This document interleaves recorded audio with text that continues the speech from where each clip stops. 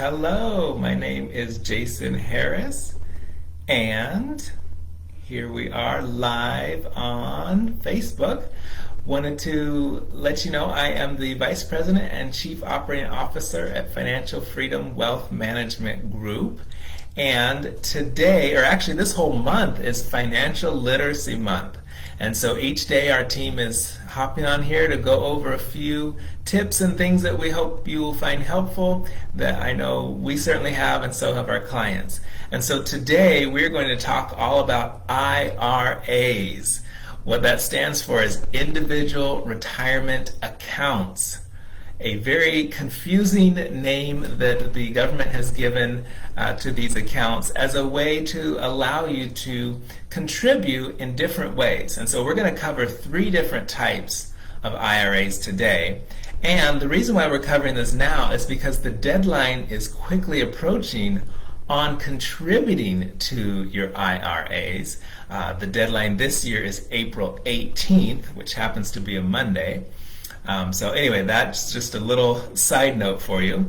But in terms of IRAs, 3 different types. The first one is a traditional IRA. So traditional IRA.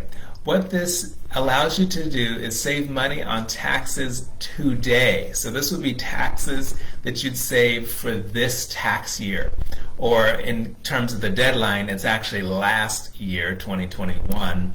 You'd be saving money on taxes for last year by contributing to a traditional IRA.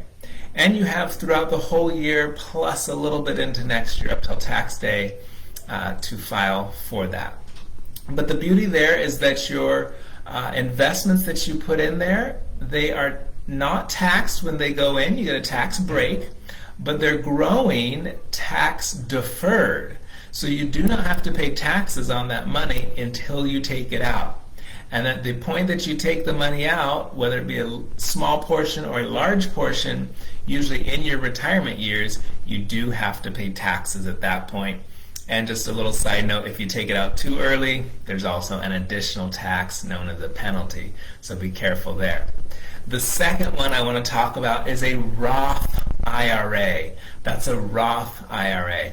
So when you add money to a Roth IRA, your investment has gone in with after-tax money. So this is money you've already been taxed on. You don't get taxed twice, you've already been taxed. And the benefit of this one is that it is growing tax-free for you. So as long as you take it out with certain parameters, like you need to be in your retirement years, have held the account for 5 years, you can take the money out tax-free. So not only does it grow tax-free, but tax-free withdrawals if you do it correctly. And always with these tax things, check with your tax preparer before you make any decisions that have tax ramifications. The third type of IRA that we'll cover today is called a rollover IRA. That's such a weird word, rollover IRA. So this is money that you have rolled over from what's called a qualified retirement plan. So this could be an old company plan, like from a 401k or a 403b, even a 457 is what's called a deferred compensation plan.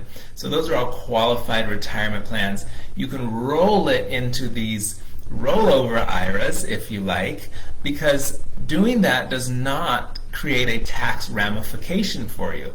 And it also allows you to do some diversification from your work plan.